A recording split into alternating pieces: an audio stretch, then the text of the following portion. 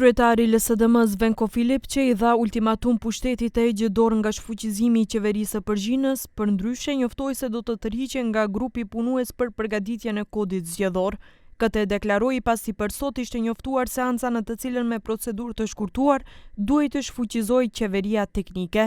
Sipas tij, pushteti ushtron qeverisë si autokratike, që është goditje drejt për drejt ndaj demokracisë. Kjo po bëhet me nxitim sepse së shpejti do të mbarojnë parat në buxhet, pas shka do të ketë zgjedhje të parakoshme, tha Filipçe.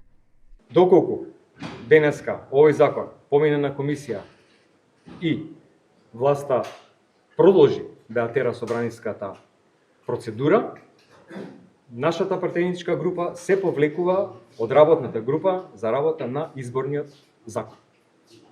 Овој закон за влада и укинување на пржинската влада мора власта да го повлече. Вакви автократски манири не се дозволени и нема да прифатиме. Nga qeveria e dënojnë këtë veprim të LSDM-s duke thënë se e njëjta parti në të kaluarën kërkoi shfuqizimin e qeverisë teknike.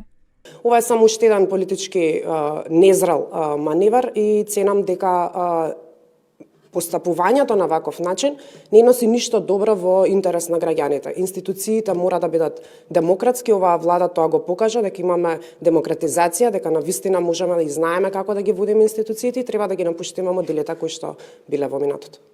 Qeveria teknike është zgjidhje marrëveshjes së Pergjinës të vitit 2015 për dalje nga kriza politike asaj kohe në vend.